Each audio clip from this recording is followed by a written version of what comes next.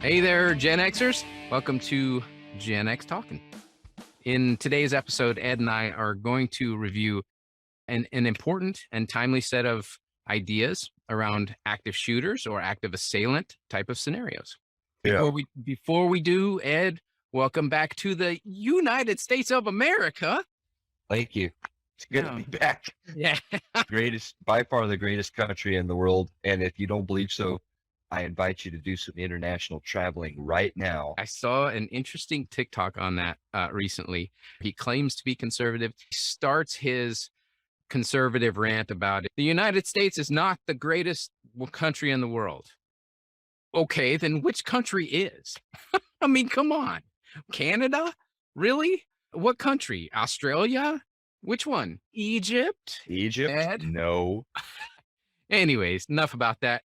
Hey, I know we talked about this a bit on the phone when you were traveling and such, but do you want to share just a little bit about what we're going to be talking about, what you might have planned for the next episode or so around your international trip to Egypt? Yeah, sure. Thanks, Matt. It's great to be back. I appreciate the welcome back. Appreciate your friendship and partnership. And I'm excited for this episode that you've got on active shooter. In the next episode, I want to do a short, maybe 30 minutes or so on what the revelations and discoveries of our trip to Egypt were.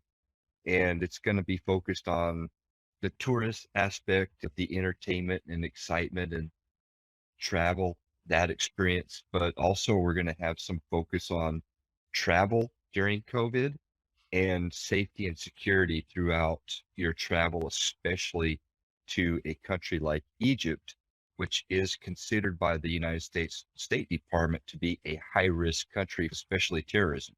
Well, that should be very cool. I'm looking forward to that one. I did have a number of questions for you still, and I'm really looking forward to circling back up with Chris Klein. Yeah, I'm hoping we can find some time in the next maybe month or so and yeah, get him on the show as well. yeah. And we're in close communication with Chris, and he's finally, I believe he's back in the U.S. Oh, And just a day or two ago, when he was telling us, I'm leaving Egypt finally, he said, I'm just done with this country. hey, man. I mean, I was done with the Philippines too after just a couple of days. So, and of course, I went to Mumbai, India, and Oh, that place, I spent 10 days in Kazakhstan and absolutely loved it and would love to go back. I went from the airport to the hotel in India and said, I've had enough. I'm ready to yep, go home. There's yeah. some places that can just tweak you. And I'm not That was saying Cairo. that's not to say anything bad about the Indian people. I'm sure in some places they're just absolutely wonderful people. It's just a completely different culture and not my style. That would be Cairo, except I would caveat that it is the people. People are not good people, period. They're Yeah. just not good people. And it's a cultural thing. You can see it's just prevalent throughout the fabric of their society. I was traveling internationally a lot during this time. I was talking with this guy. I had just been to Mumbai. I was there for maybe 3-4 days total. And I called him and I asked him afterwards, I said, I don't understand how you can come from that place, Mumbai, India, and have any hope in the world, any hope at Oh, all. Because he was a great guy, super nice guy, really helpful. And he said, this is the shame of our culture. People will live in a walled off palace in Mumbai. They will climb over the trash and people to get into their Mercedes-Benz car, air conditioned and everything. They'll climb over people and stomp on them to go off to work in their nice air conditioned corner office mhm. and not care a lick. I just don't understand that. I met a variety of people like that from different areas, to include Cairo.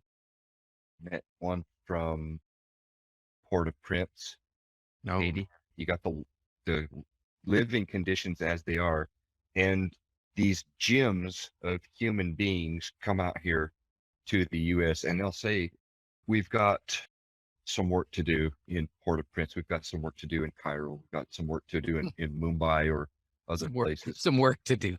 We have some improves. We don't have many sustains, but we have a lot of improves to work on. It's an interesting dynamic. Sure, it's a dog eat dog world, but even some of those richer people like that guy, they've got this type of job, they've got this type of house, and they just walk through trashing over people to do whatever they do. But you have some that end up breaking that cycle of madness And and get out of it. Yeah. coming to the worst country on the planet, the United States, where they can shine and flourish.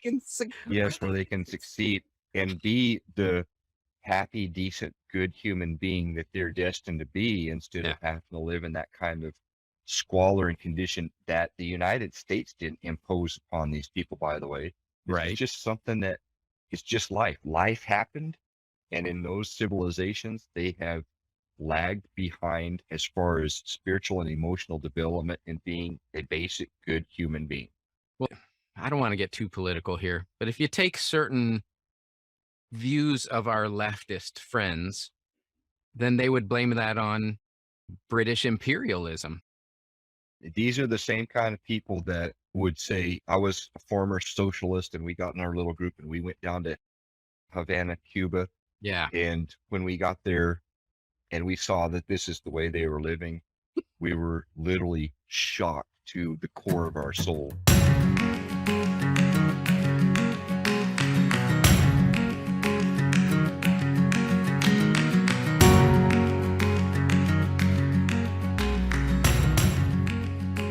Well, hey, let's get to this show. Let's talk Yeah, about let's- mass shootings and active shooter. Wow, what a topic. And it's a very timely topic because the corporate America is going to be going back into their workspaces, and you may be a hybrid model now or for a while, or you may be a hybrid model permanently. You may be just going to be going into the office 2 to 3 days out of the week, Yeah. but you're going back to work, America. It's getting there. For today's show, I thought we'd spend a bit of time digging into those details around active shooters and mass shootings. And there's a difference between the two that we'll talk a little bit about that a lot of people just kind of gloss over. I recently attended a webinar presented by a team of people. They call themselves subject matter experts. These were Joint Terrorism Big- Task Force folks. Yeah. These are people who have responded to multiple mass shooting events. So there were a lot of very, very experienced people in large events such as these. Some were FBI, some were CIA, some were former FBI and now run a more commercial organization. It was an excellent presentation. It flowed in a really clear pattern of preparation, action, and recovery. And this is what a person or organization, business can go through to try to reduce casualties or just simply never have to experience this in their life. It hit Yeah. me while we were in the middle of that webinar that our audience, primarily being Gen Xers, they're perfect beneficiaries for the information. Many of us were in positions of management, leadership of some sort, maybe executives within the organization, maybe even business owners. And so we're in a perfect situation that we can effect change upon our organizations, upon the people around us to keep them safe. I'll break down each as we go through the discussion today, but I wanted to share some initial thoughts. First, I wanted to quickly define those two terms, separating out mass shooter and active shooter. And Right. they gave us a list of all these different organizations and how they define mass shooting. Generally, it is agreed that it is 4 or more people are shot or killed in one incident, excluding the perpetrator, at one location and roughly at the same time. And then to clarify that there is a difference between mass shootings and active shooter. Active shooter being effectively a person in the act of shooting, intending to cause harm. And I want to also use a term, active assailant, Yeah. because as we know, it could be a knife, as in Europe, right? So Yeah. just- There's been a number of incidents in Europe that kind of slowed down greatly at about 2016 or so. yeah, But you had the Barcelona incident where somebody's driving through the crowd. You had a Exactly. suicide bombing, I believe it was at the Ariana Grande concert in London. You had stabbings constantly. Yeah. Interestingly enough, there was a spat of them in Germany in about 2014, I believe it was, stabbings by migrants from the Syria region Yeah. stabbing people on the bus and train, shouting Allahu Akbar, but the German government refused to say it was terrorism. The truth of the matter is, nobody knows how they're going to respond until they're faced with it. Depending on the situation, there was a video that they showed in this presentation where he was an off duty security guard in this building. And this guy walks in with a shotgun and starts blasting away. The off duty security officer, flip Mhm. flops and shorts. But he happens to be in an office right behind where the guy just walked in the door. So he blasts a couple of shots and immediately the dude jumps out from behind him, takes him down, smashes him into the floor, removes him of his shotgun because the guy was in the middle of reloading. He runs back into the office to start calling, police. So before the police were even called, he took out the shooter. He didn't realize that the guy had a handgun in his boot. And you Mhm. can see in the video, he reaches down, grabs the handgun. So the guy comes running back up, takes him down again, smashes him again, and chokes him out and holds him down until the on duty security guard gets there. Every situation is different, and Yeah. you Yeah. can see it happen. And every time we see it in the news, most people will probably say, "Oh my God, how can this happen?" Some other people might think, "Well, if it was me, I think I would have done this." But Mm. that's just for that one particular scenario. Hopefully, it never happens to us. But if it does, it's not going to be like what you saw in the news the No. last No. 10 times. It's going to be a completely new scenario.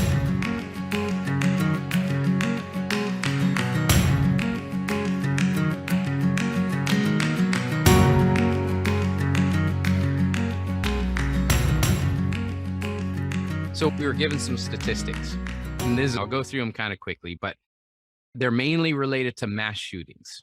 The majority of mass shootings targeted people they knew, family, friends, coworkers, about 57%. And I'm actually a bit surprised because in all the previous presentations that I have seen, and I've seen probably 10, 12 different presentations on active shooters, the way people in law enforcement convey the messaging is it's mostly, almost always people that they know.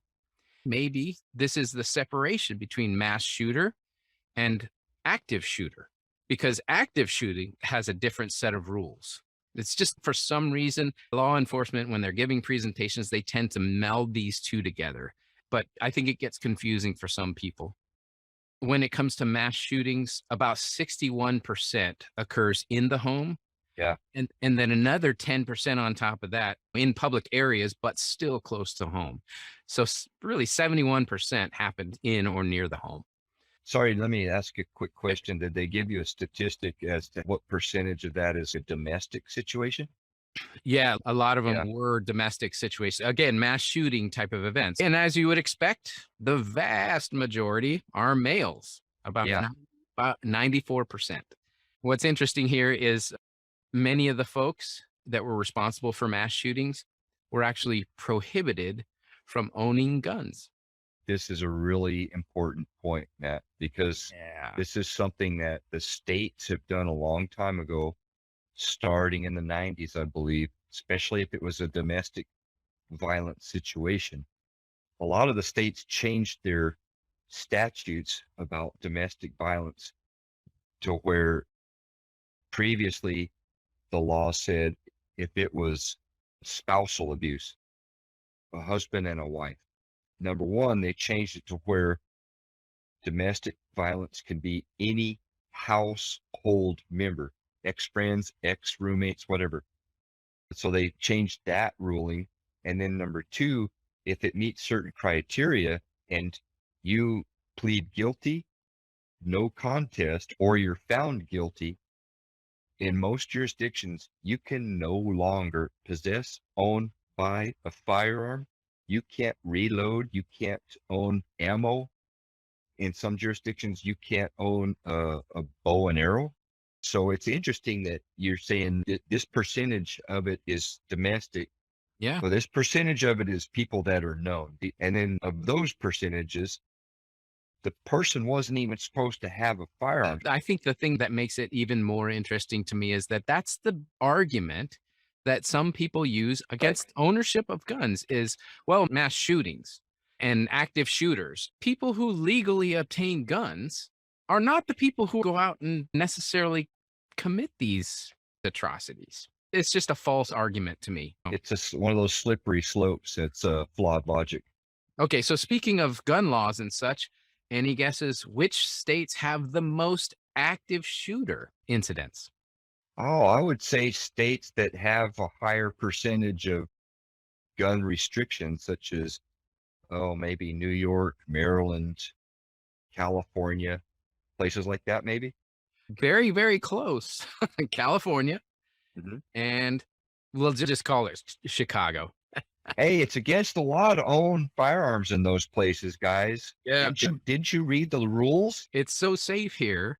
Oh my gosh. Yeah, so California now, the two runners up actually are Texas and Florida. So it was interesting, but the numbers are twice as many events occurred in California.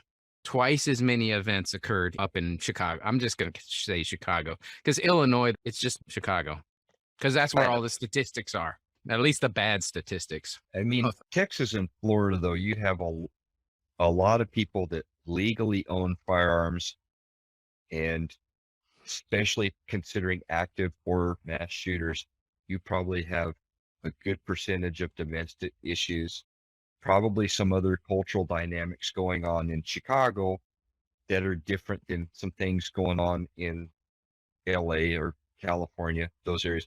A lot of it could be gang violence that's very similar, but you still may not be comparing apples to apples. In Texas and Florida, you're probably looking at quite a few different variables that's just not the same. yeah, very, very different. I think maybe the contributors to the presentation were trying to keep it as balanced as they could. Yeah. Because if the last thing I would point out is about 81% was handguns, not necessarily rifles, anything like that. But Well, ease of access and ease of carrying, concealing, and transporting. so do you think that the trend for these type of events, mass shootings, active shooters is going up or down over the last couple of years? The last couple of years, I would guess that it's going down a little bit. That's absolutely wrong. Oh, no, I'm That wrong. when you look at the numbers, I think the numbers that they had captured up to this point was July of 21. So that's last year, halfway through the second year of the pandemic, and it was more than it was in 2020. It's interesting that through COVID, I thought there was an increase in suicides, but I didn't know that there was an increase in actual. Yeah, mass shootings. Wow. Yeah.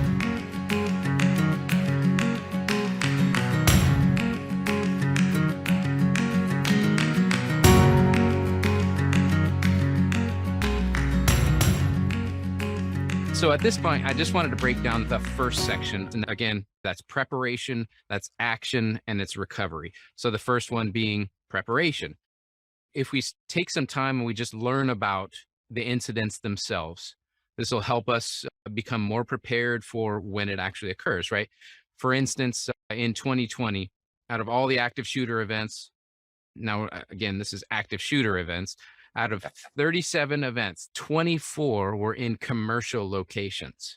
Ah, 10 more were in open public spaces.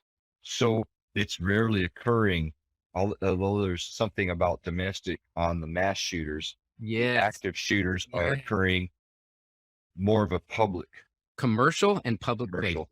So if you are a business owner out there, if you're an executive or even just in leadership in a business or in a house of worship, this is where these events are occurring. You can immediately then assess right away that your space is at a higher risk than Yes. most others. Yes. Although it may be very rare, statistically, you're at higher risk in these spaces. Because you run a place of business or you're Yeah. you're in a place of business or worship, you have a much, much higher likelihood of going through an event like an active shooter event. Okay. What's even more interesting, Ed, is once you see the statistics of the place had no security, had hmm minimal security, hmm and had a lot of security, obvious, clear security available. It is significant to say the least. I think it was about 59 or 60% occurred where there's no security, Sure. another 20% where there's minimal security, and then, of course, almost none occurred where there is security available.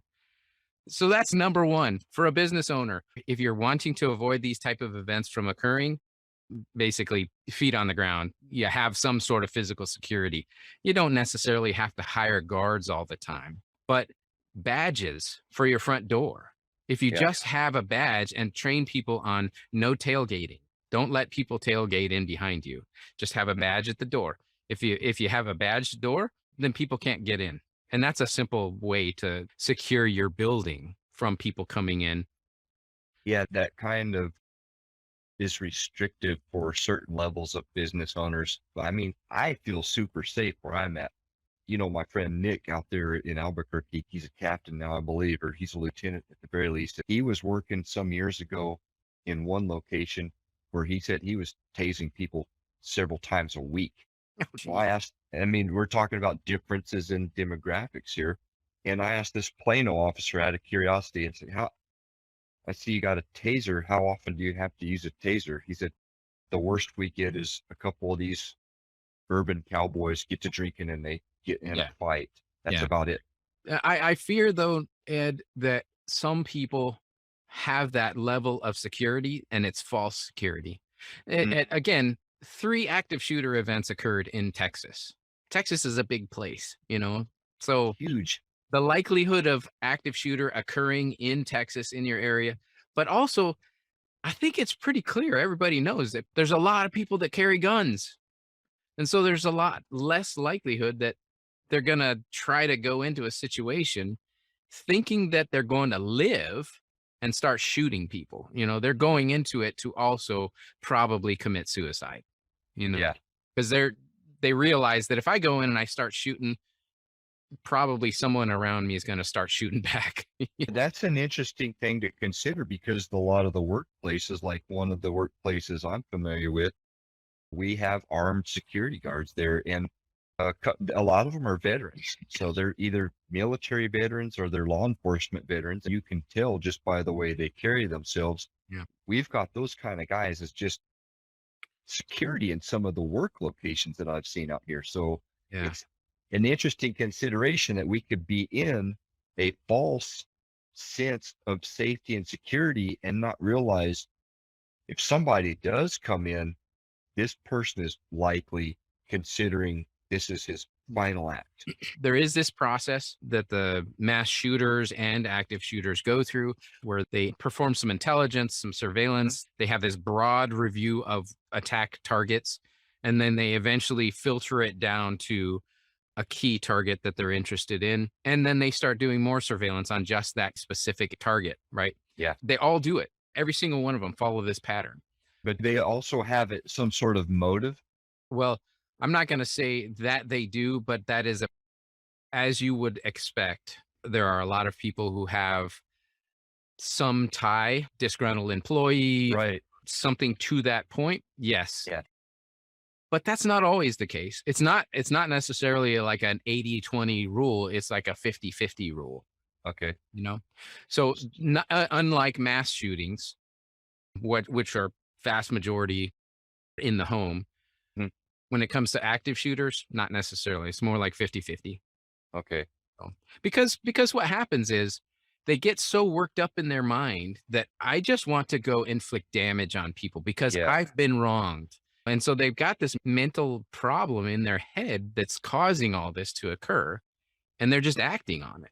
And Right? they So certainly haven't obviously thought it all the way through because when they initiate it, they could be operating off of emotion and maybe a little bit of adrenaline. And then once it's initiated, that's probably when they say, "Oh, I've really screwed up, and now I need to Yeah. take my own life because there's no other way out." Yeah, or death by cop or whatever it might be. Yeah, That's exactly right. you know what? That right there, Matt. We have to talk about that, and we have to stamp our foot on the ground or pound our fist on the desk 3 times. I have never seen media talk about suicide by cop, and it is a real condition. Yeah. And If you're going to get on a traffic stop and you're disgruntled and you're tired of the police, I don't know what the percentage or the statistics are, but there's people that are just screw it. And sometimes they get talked down, but police have to use deadly force against somebody that's pointing a firearm at them and And even a knife. You're watching the video armchair quarterbacking it a week or two later, and you say, you know what? I think he's trying suicide by cop. Maybe they didn't need to shoot him. Well, when you're the police officer right there on the ground and you're within 6 feet of somebody with a knife or gun, yeah, your mission as a police have a right to live. yeah, They have a right to go home to to get their home wife safe. and kids. Yeah, Yeah, so they can't second guess this and be, you know what? Maybe I think this guy's not going to stab me with that knife. yeah, right. It's a sad reality. I can. What did they say? Just shoot the knife out of their hand. Oh, that's just ridiculous. And I'll tell you what, Try it someday, man. Try it. I'm a 5th award Marine rifle expert and a 5th award pistol expert, and I took the pistol range at the Law Enforcement Academy. I will tell you, I'm a good shot. When Mm, I get practiced up again, I haven't shot in a few months maybe, but when I get practiced up again, I'll show you my targets, and I can right. drive attack. Yeah. But I cannot shoot the knife out of somebody's hand, especially if he's waving that knife like this. I'll get you, man. I'm gonna get you. Okay, not So gonna. I shot him in the head. 3, 4, 5 times, I don't know, but I shot him in the head. I was trying to shoot the knife out of his hand, man. His hand, the knife was going like this. Look at the video. Shoot the knife out of his hand. I have it on body cam, all right? Check out the video. I told him drop Yeah. the knife 5 times. Well, hey there, Gen Xers. Ed and I wanted to introduce you to PackRabbit, our newest affiliate group. PackRabbit grew from one person's desire to craft a healthier and more efficient way to carry a pack. Now, PackRabbit is a small company made up of entrepreneurs, hunters, athletes, military, and outdoor enthusiasts. Their designs are influenced by diverse backgrounds and personal experiences that tilt them heavily towards simplicity and utility. PackRabbit believes that multifunctionality is not a condition of luxury, but an absolute necessity. One key aspect of several of their backpacks is a folding shelf that turns into a rather comfy seat when out on the trail. We invite you to check them out. The link for their website is in the show notes.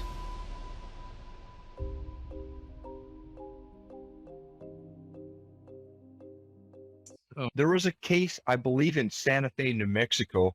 This was captured on video, and there's a police officer responding to a restaurant, I believe. Somebody with a knife is literally chasing the police officer Yeah. around his car 2 or 3 times, and finally the police officer's like, boom, boom, boom. Yeah. I thought they were going to burn the town down. Yeah. I believe it turned out the guy was a little mental, but how many laps around his police car does a police officer have to run fleeing from somebody with a knife? Well, hey, we better get back on track. Okay, so the fundamental piece here is if you're a business owner, it's protection. It's making yourself a hard target. So there's a number of things you can do as an organization. Obviously, if it's just a small business, just install badge type of environments, lock your doors, make it so people can't get in and out. It'll also block out those solicitors that you don't want to bother with. Some other things, give some thought to a vulnerability assessment. You can have a separate organization come in and do it for you. You can just do it yourself. You can have a friend come into my place of business. And if you have a friendly doing it, then you learn some things. But in addition to that, there's also some legalities. So if you're a mid-sized, larger organizations, you might have to consider including legal, including compliance, things like that. Always got to remember and keep it legal. So maybe perform some penetration testing, some threat management. What happens if and when an event like this occurs? Training employees on how to act during certain scenarios, right? Right.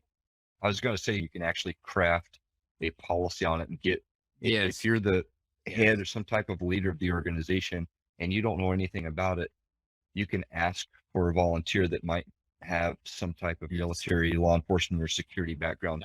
Help me study the legalities and the security situation and help me craft some sort of a policy so we can train our employees. I think we're at higher risk for this. We've done a risk assessment. Let's craft a policy and some type of training and education for our people. So at least they know this can help us mitigate and reduce the risk. Yeah. Making yourself a hard target. And then if the event occurs, that you have properly trained employees. One of the biggest things, I mentioned it at the beginning, you never know how you personally are going to react to a scenario like this. You could be just somebody who just lays on the ground and cries. Who knows what you're going to do? But if you've trained yourself and trained your employees for loud noises at the old church that I went to, there was a state police officer and he helped the church officials establish a plan for active shooters. He actually put us through training one Sunday. Then he said, "Okay, I'm going to be firing blanks, but I'm going to be in the back. You guys will all see me. Once you hear the gun go off, you all follow the right process to evacuate quickly, right?" And so, and they trained us on how to do it. That's part of the training, is just making people aware of what it sounds like, that it's not just a backfire of a car out in the parking lot. It's, you'll hear pop pop, or you hear pop pop pop. That noise, you'll be more familiar with the noise. And then of course, take yourself to a gun range, buy a gun, get trained on a gun, get concealed carry, whatever you can to be a person who is familiar with these type of weapons and how they can affect others in the world. Yeah. I would caveat onto that. Maybe tap somebody with some type of security background. You kind of set some limits for them because, I mean, if you're talking this former state police guy or former Yeah. special forces guy, and you say, "Oh, I want to make us a little bit of a harder target," Yeah. this guy is going to say, "Well, we need to construct a 10-foot chain link fence here with the concertina wire facing out and make a rabbit run and microwave beams over here so we detect any motion and then We need- badge system." And you're like, "Dude, we're operating the Circle K over here. We don't need all that." we still want to be kind of welcoming. We don't want to scare all the attendees away, for sure, or customers. Harmony and balance here, guys. Harmony and balance. The last thing he commented on related to training your organization is there are large security focused organizations like As Is, the GSX show, the ISC West and ISC East shows. They're generally tended for people in the security market, but average citizens can walk through those type of events. Usually you can get away with a $99 ticket, spend a day there, and you'll find out some of the coolest stuff and meet some of the neatest people in the security industry. So that's another way. And of course, you can get online training for all of that type of stuff. There's a couple of other key things that I would point out here. One is information provided to us that was almost every assailant follows.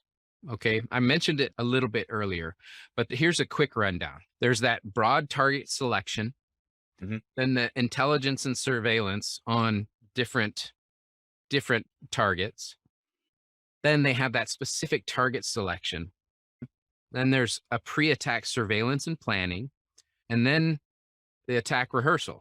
And that can be something as simple as I showed you the snapshot of the video that we had the privilege of seeing of the assailant for the Stoneman Douglas school shooting. And he was in his backyard acting out what it would look like for him to hold a person down in execution style with his gun. He's not shooting, he's just acting out the scenario. So he is actually rehearsing what he's going to do. And somebody filmed him doing this. So every single one of them go through this process. And there could be different time spans for that process. It could take a year, it could take 2 months, it could take a couple of days, but they all go through that process. There's this term, all of these are what all that process leading up to is what's called left of bang, or what these Yeah. presenters refer to as left of bang, Yeah. bang being the day Right. of the event that it occurs. So this is really when we'd like to intercede as much as possible Right. before people get into harm's way or are Right. subjected to the harm. And And this is where we get into trying to look for all those yeah, early warning indicators, right? that's exactly right. I'm not going to go through the whole list, but there's a lot of those, like increasing belligerence. They've got this fascination with weaponry. They're hypersensitive to criticism.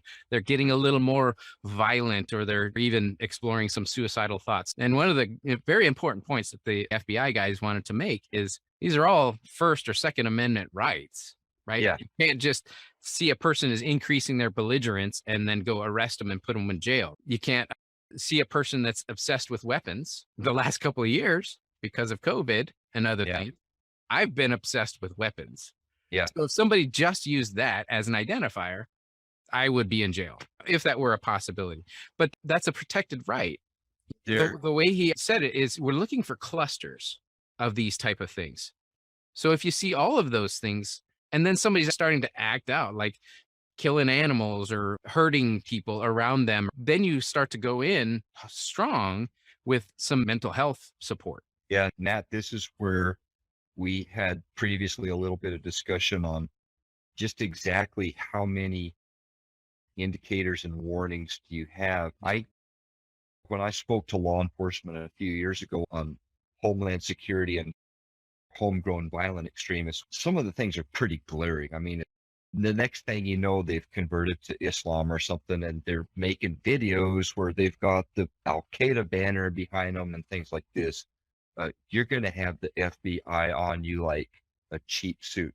Yeah. Uh, like you said, these are basic freedoms and rights, Yeah. and they haven't broken a law yet. However, sometimes these guys make it pretty obvious that they're in a planning and preparation phase. And do they have the training and equipment that you put it all together and there's obvious intent? Because the FBI has made arrests in the past where it's not as much of a potential active shooter or mass shooter, but they've considered it potential terrorism. For example, a few years ago, they arrested a Hezbollah operative in New York City. They were watching this guy and he was just surveilling potential targets.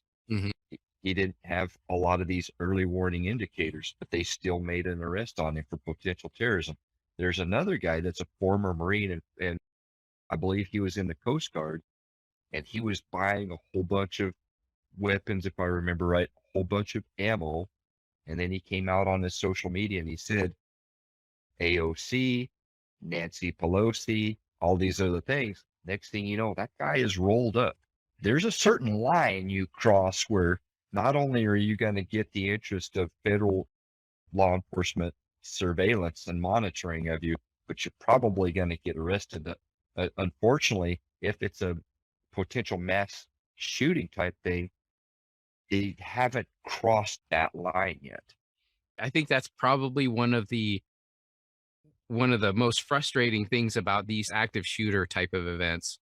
For instance, the fella down in Florida that shot up the school, there were 6 or 7 different scenarios where the police were called on him and he had to go into talking to a counselor, but it didn't seem to fix the problem. It almost seemed to exacerbate the problem and made it worse in a way.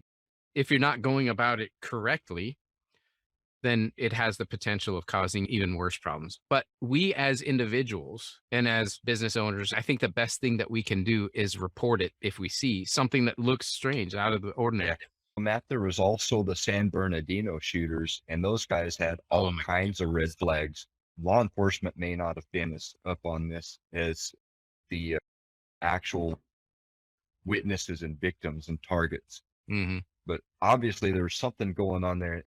Now the You're, San Bernardino, that's the husband and wife, yeah, and you got a eventually husband. they made it back home and they were killed in their home or something. So they actually had a little bit of an exchange of fire Yeah. between the initial site, and I believe they were trying to get home or something like that. But those guys, San Bernardino and the local authorities responded, in my opinion, extremely well. Yeah.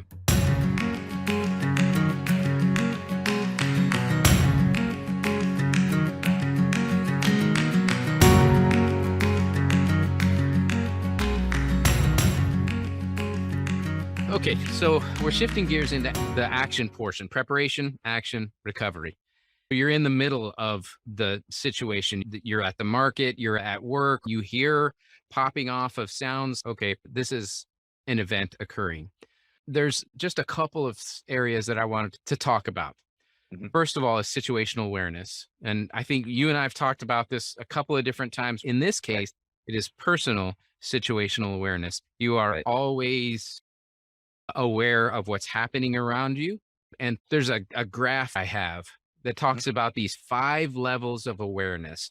Starting at the bottom, you're comatose, right? I'm not paying attention to anything. You're drunk off You're your butt. you could be even like asleep. Zero awareness. And then as you start moving up, you got tuned out. You're watching TV. Somebody's sitting there. You see them all the time. Zombies walking around with their cell phones. They're looking down, watching TikTok videos instead of paying attention to anything around them. That's tuned out. And then there's this level of relaxed awareness. And I think that's the area that we as informed individuals should live in on a regular Gotcha. basis.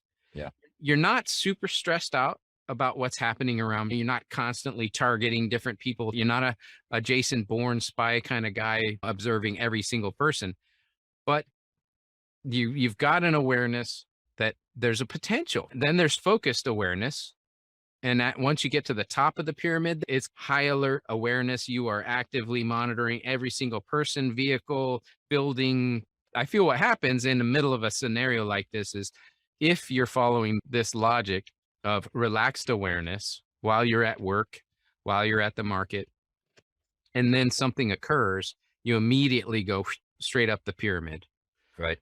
and you start to go to high alert as quickly as possible. In general.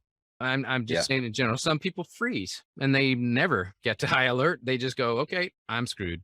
And you know what, Matt? I think there's some people that will say this can be trained, and there's some people that say a situation happens and you can't train to respond to it. And I would say the latter is, in my opinion, wrong. You can be trained as to a certain level Yeah. of preparedness and awareness, and it's little things. I can tell you right now what my pace count is.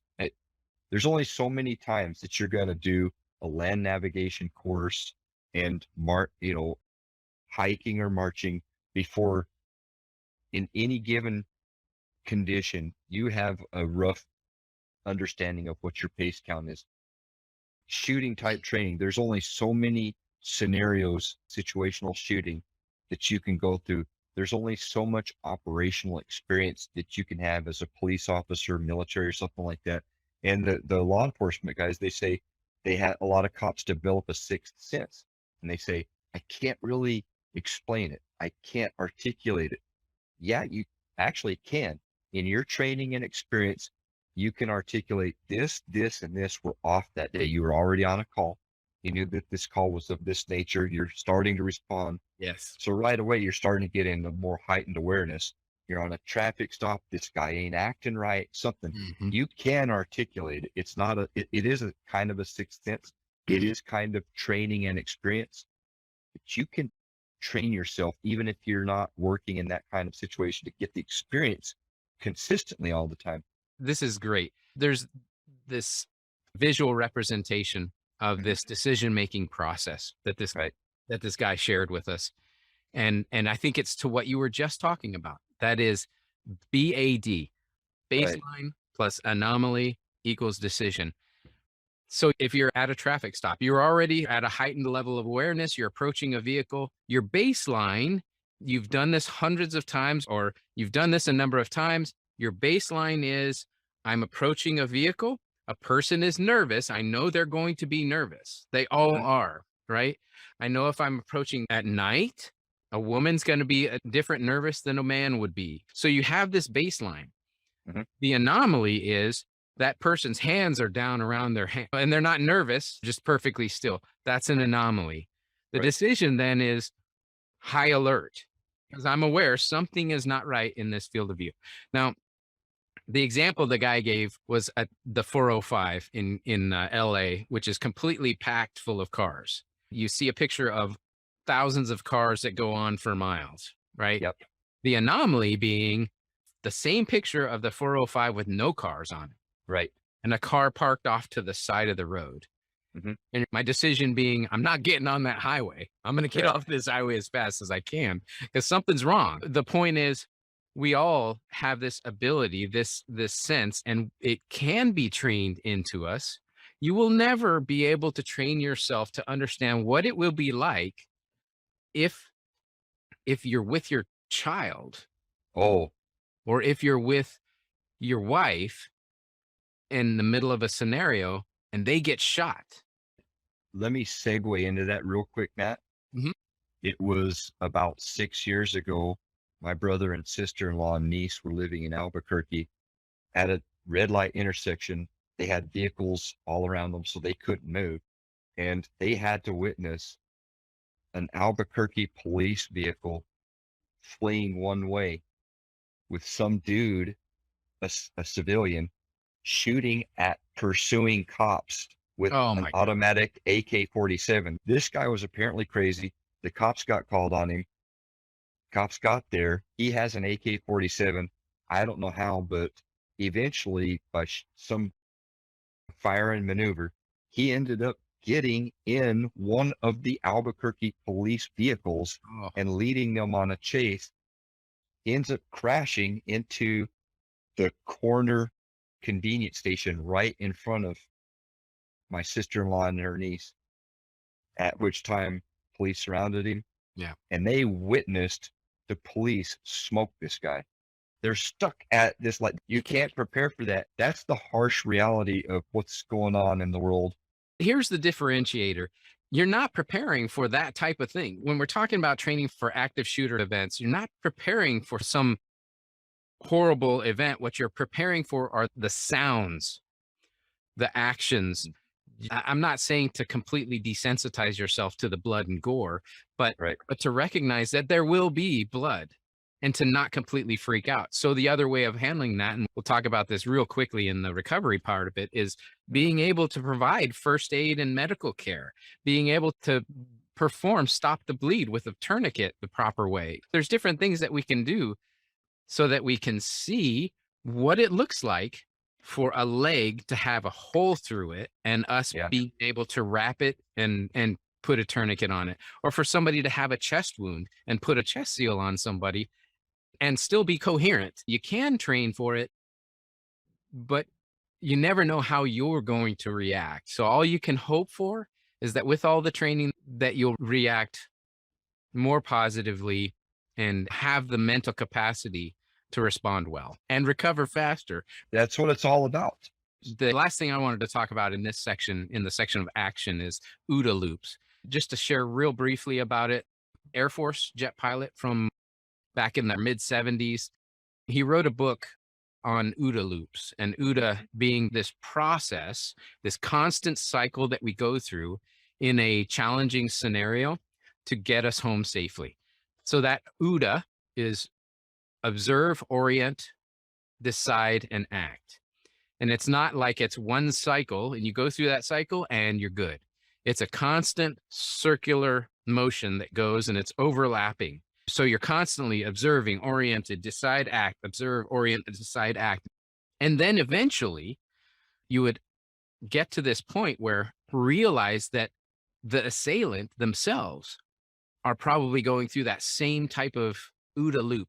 They don't know Mhm. what it means. They're observing, they're orienting themselves, they're deciding, and they're shooting as they're walking through the building, the house of worship, the school. They're constantly unknowingly going through this OODA loop. So you, as a person challenging them, your objective could and should be to OODA your way into intercepting their OODA loop, to stop Yep. them from making a decision and acting. You need to Yep. break their OODA loop and intercept it. If it means use the OODA loop to get you the hell out, then get out, Right. get you home safe. That's it. That's all you're responsible for. You and the ones that you care about. Right.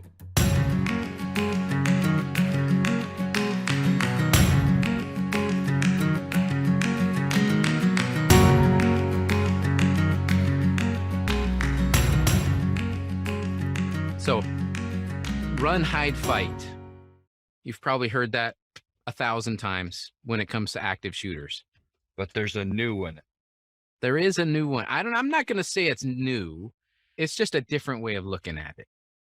So run, hide, fight. You got anyone who's gone through any sort of active shooter probably went through the run, hide, fight.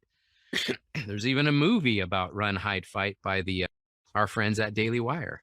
Although the history of it is good, many people, when they hear run, hide, fight, they think that's a progression. They should first run, then they should hide, and then they should fight. And that's not the way it works. Mhm. It could be, I need to fight now. Right.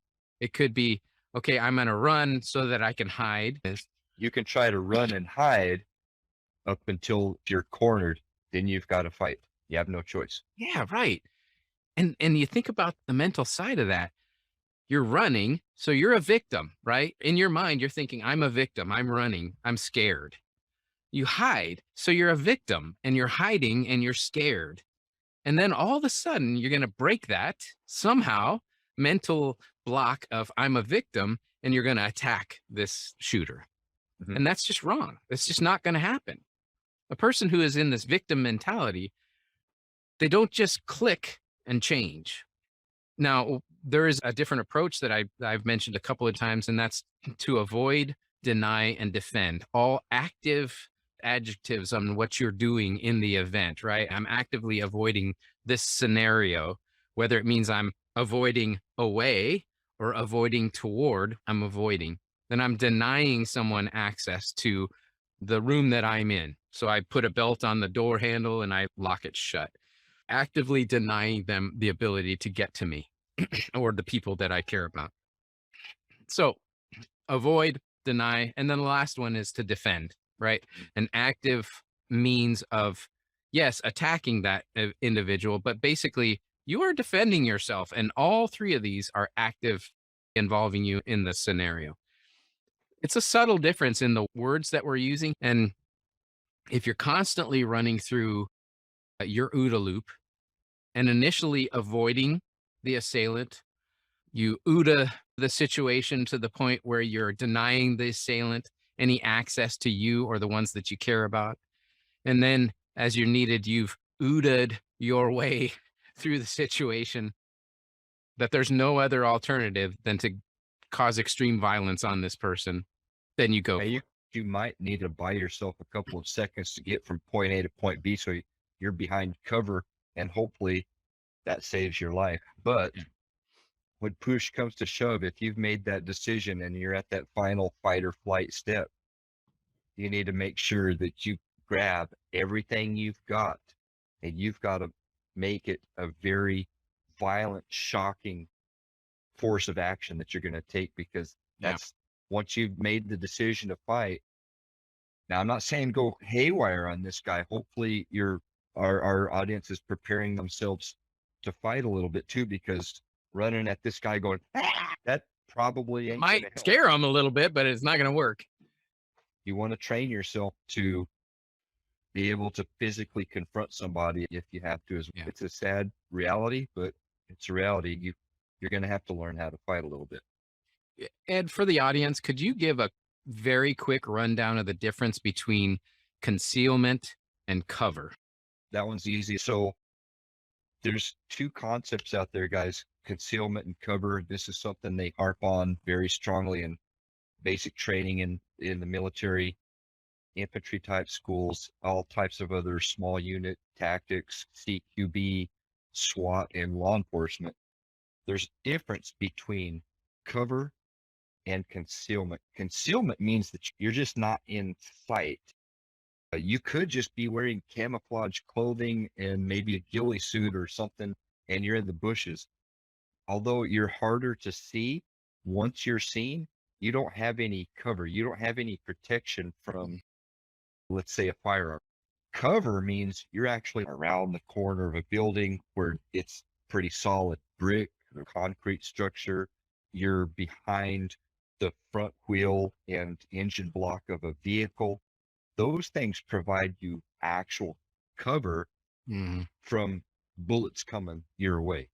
One of the things that I learned when I went through some gun safety, I went with a police department, and I was fortunate enough to get involved with this small group of people, small town in New Mexico.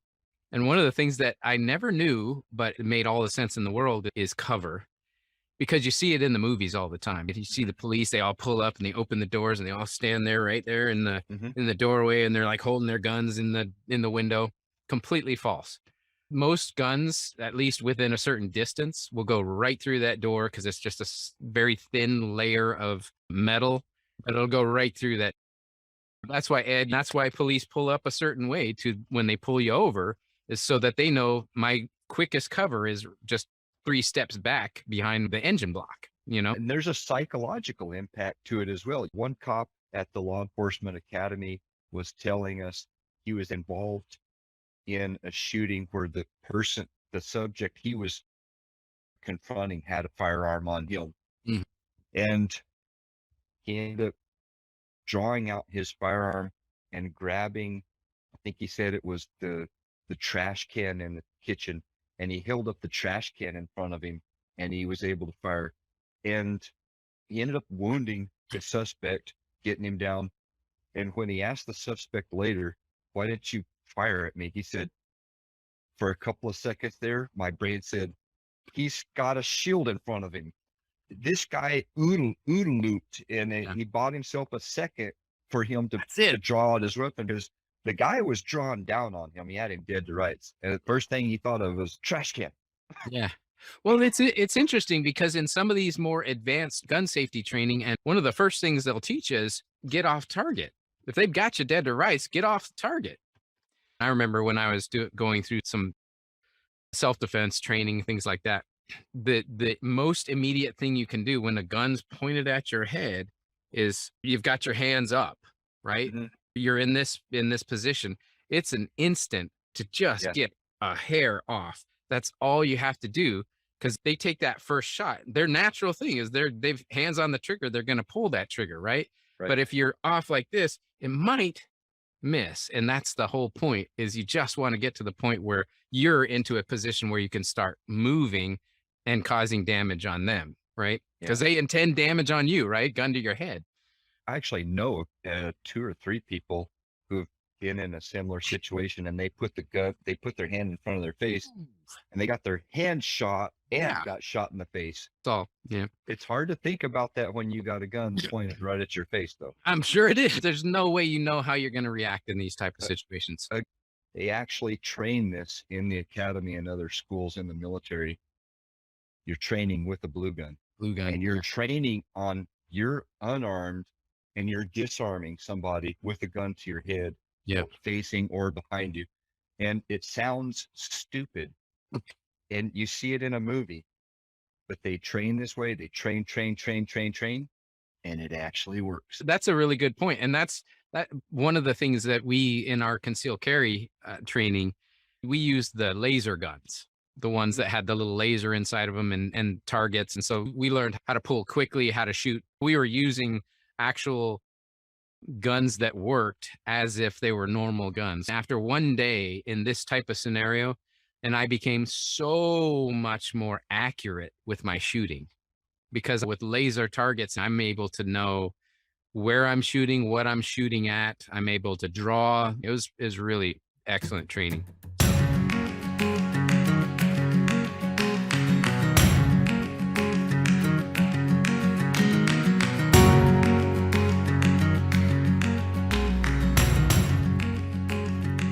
Last thing we need to go into before parting shots, the recovery portion.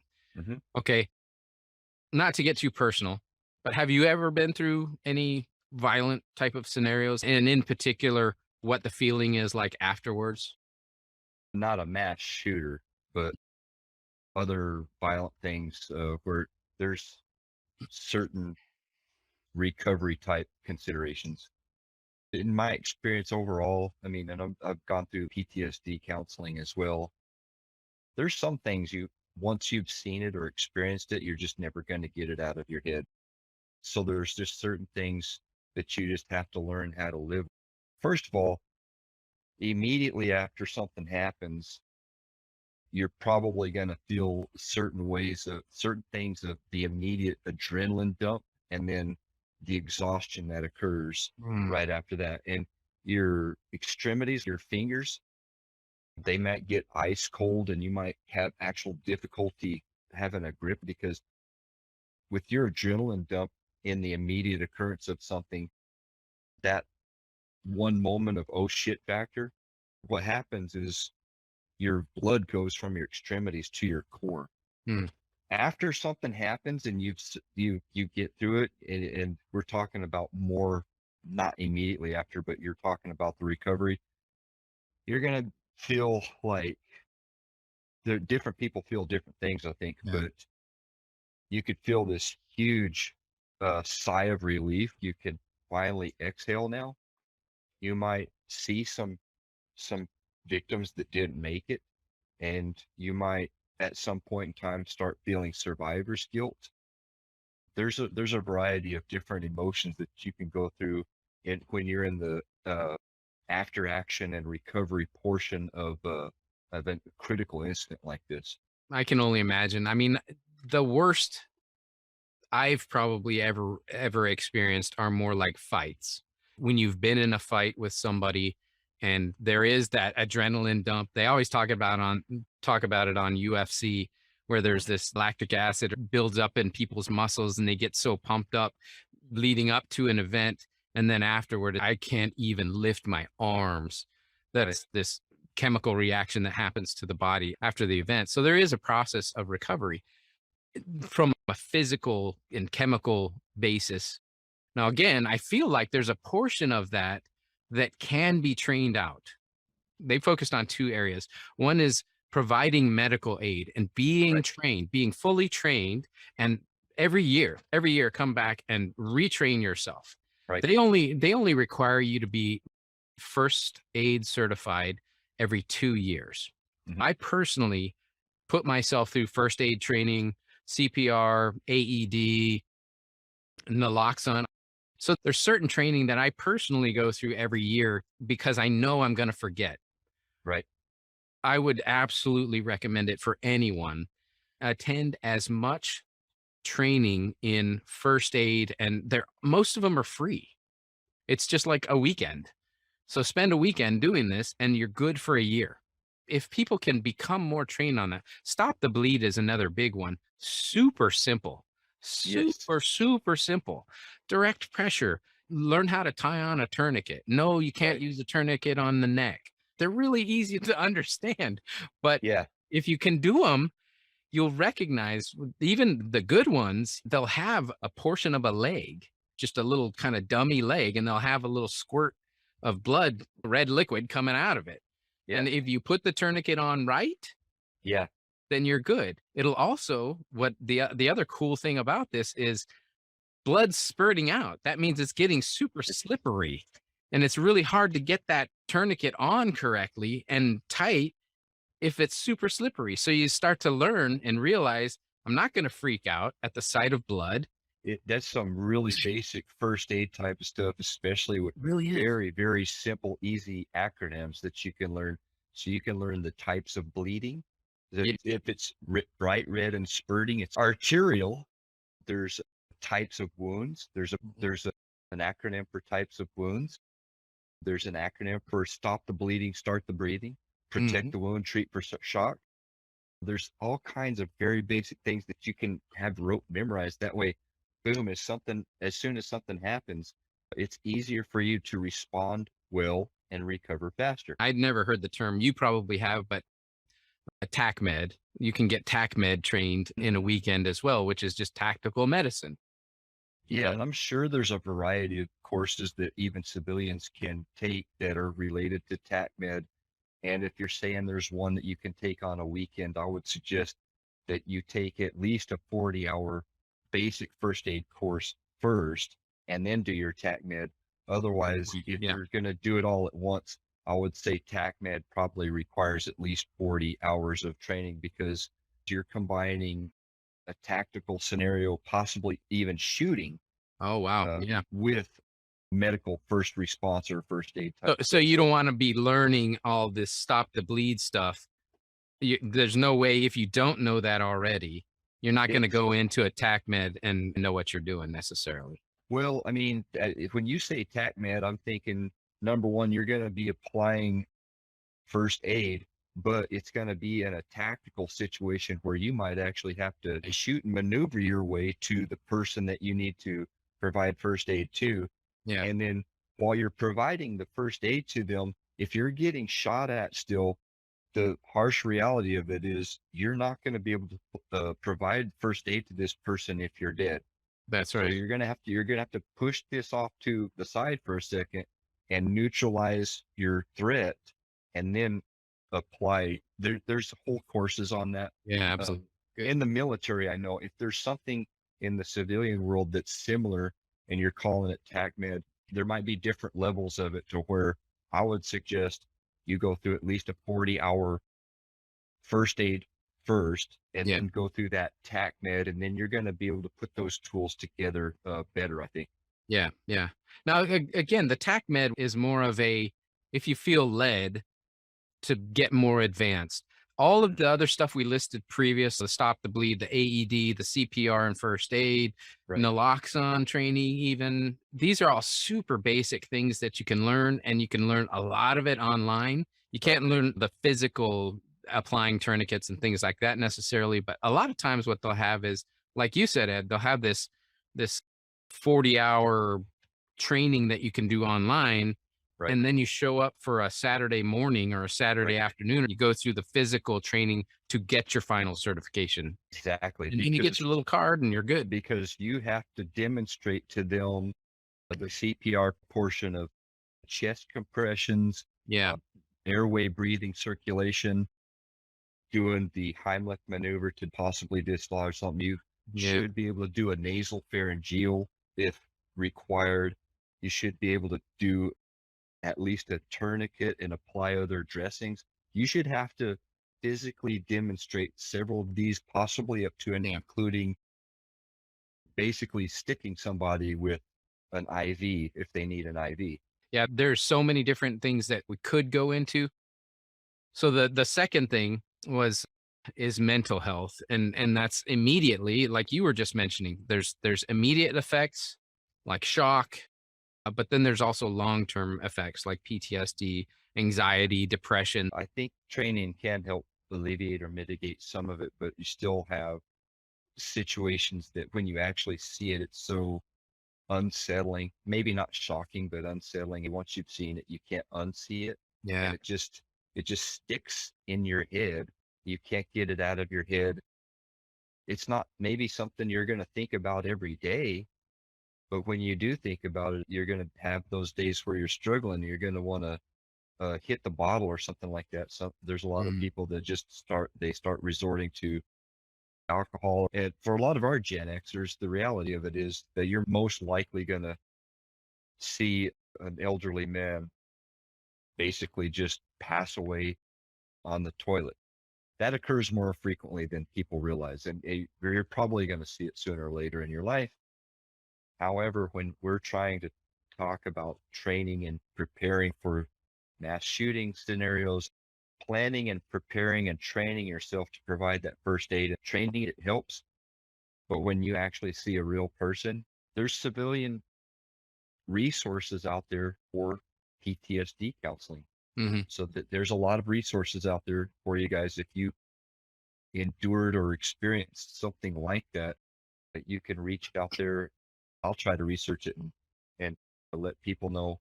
It seems to make sense that even if you feel like you're okay, Yeah. just sign up for a little bit of counseling. Even if it's just a couple of weeks, just sign up for some counseling so that you can talk through the scenario, Yeah. get it clear in your mind what happened, how you responded, and not start to feel that survivor's guilt. I think it makes sense to do that just as a default reaction to any significant event like this. I guess one more thing, I didn't really talk about it too much. There was one point that was brought up, and that's back up in the action portion, and it kind of bleeds into recovery. And that is there's the avoid, deny, defend, there's Right. run, hide, fight. There's a fourth part of Mhm. each of those options, that's tell. That's why I think the avoid, deny, defend works much better because you're actively doing something and interacting with all of the different players, the assailant, the other people who are involved, the building, cars driving by. So if you're being active, you're observing and using your OODA loop, you also have the ability of capturing a lot more information. If you're just mindlessly a victim and you're running or hiding from something, you have no clue what's going on around you. So you're a useless victim at that point. When the law enforcement tries to come in behind or after the scenario, speaking of recovery, and they try to figure out what really happened, a person who has their wits about them, they can then be more effective in telling law enforcement what actually happened. Exactly. Or at least they have a clearer understanding of what happened. Law enforcement is trained to try to get better details from you during an interview of witnesses, but help us help you. Going back to that Jason Bourne scenario, he's sitting in the diner, he's asking that girl, I just don't know how to explain how it is that I can tell that guy's Eastern European by the way he's smoking his cigarette and he's about 265 pounds of chewed bubble gum and probably can't handle himself. Yeah. And I can look in the mirror and read that license plate over there. And I know that this altitude, I can run this far dead Mhm. out without breaking a sweat. And they do train you in a lot of that stuff, but they also train you to triage it. If there's a lot of stuff going on around you, but let's say a Jason Bourne scenario, he should be able to say, that dude right there, I know just by looking at him, he's from an Eastern European bloc country. He's probably former military. And that tattoo on his arm, I want to know if I'm trying to get the details of that tattoo because I bet it's some type of Eastern European special forces or mafia tattoo. Yeah. Those, like, does he have blonde hair, long hair? Does he have a flat top? What color of eyes does he have? What type and color of clothes does he have? Height, weight. Those are the kind of details as you're triaging. I think that's a big part of there will be this point in time when you'll be interviewed, not just by the police that are on scene, but probably by detectives afterward and FBI and other law enforcement agencies that want to come in and understand what actually happened.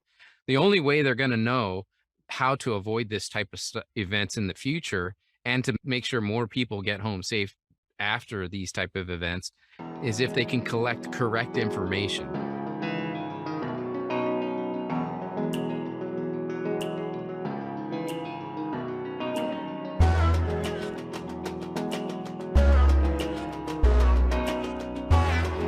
Okay, let's go into parting shots. We're almost done, Ed. So, do you want to go first or you want me to? I will. Mine is going to be really brief, guys. As a final thought on this episode that Matt and I have talked with all love and respect due to all of our first responders and especially the law enforcement, federal law enforcement out there. As Matt and I have talked about this, there's a whole bunch of indicators and warnings, and they can recur, and it's still not going to put this potential threat on the radar of federal law enforcement. It's not necessarily an FBI law enforcement or intelligence failure if something happens. So my key takeaway from all of this is that, in my personal humble opinion, based on the trainings and experiences and discussions, is that you should not put all of your hope, faith, and trust in some external entity to Yeah. come in with a cape and fly in and rescue you and save the day. You need to be trained and prepared yourself. And that's goes to the core raison d'etre, our whole reason that Matt and I are doing this type of stuff is so that you can be better prepared and respond well and recover faster. Yeah. For my parting shots, I just wanted to impart a couple of different things. Recall the acronym used for the presentation. That was preparation, action, recovery. And for the preparation piece, couple of key points. Understand that it can happen in your place of business or house of worship, as it's happened to many other people. Commercial is the primary target of these active shooters. So do all you can to make yours a place that is more of a hard target instead of a soft target. Make sure to prepare yourself and respond in the best possible ways. Get trained on those things we just talked about, stop the bleed, first aid, AED, whatever you can. Learn how to apply a tourniquet properly. You can screw it up. Establish ways to train your mind for those stressful situations, like getting actual weapons training. Buy a gun. You can do it in almost every state. And then get trained on it for sure. Go to the gun range on a regular basis. First time I ever went to a gun range, an indoor gun range, it's freaking loud in there. And that's with noise canceling headphones. It is loud. And you'll be able to start understanding the different sounds of different types of weapons and become, again, I hate to use the term, but desensitized to it. So you're able to react and work well under those scenarios. All of these just to reduce risk and prepare you better. For the action section, I suspect most in our listener group are already familiar with aspects of the OODA loop. If you're from military, law enforcement, whatever it might be, observe, orient, decide, and act. But keep in mind, as I mentioned earlier, it's not just your OODA loop, it's intercepting their OODA loop so that you can act appropriately and perhaps take out your adversary as you might need to. Yeah, they're going through that same cycle of thinking, and the more you can interfere, the better. And then of course, we talked about the different levels of awareness. Try, if you're in public, to maintain that level of relaxed awareness so that you can quickly move up into a higher alert. It's actually, once you get used to it, it's actually not that difficult to do.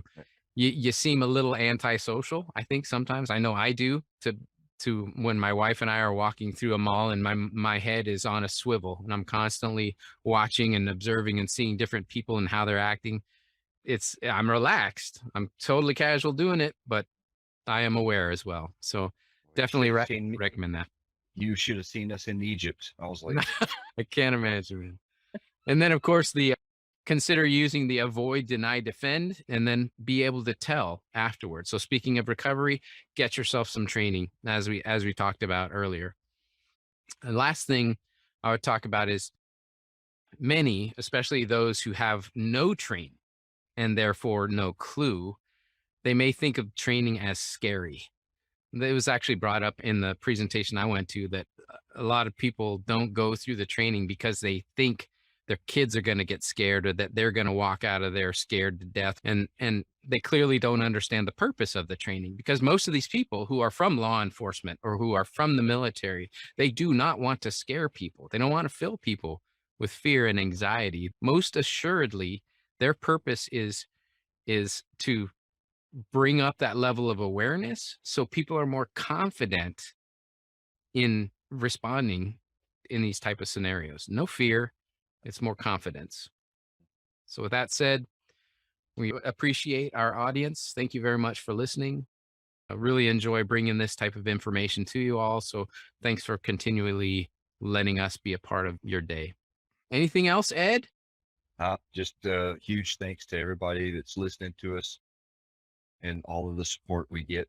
And thank you, Matt, for all the opportunities. All right. Until next time, always remember, respond well and recover faster. This is Matt Marshall signing off. Ed Watson signing off.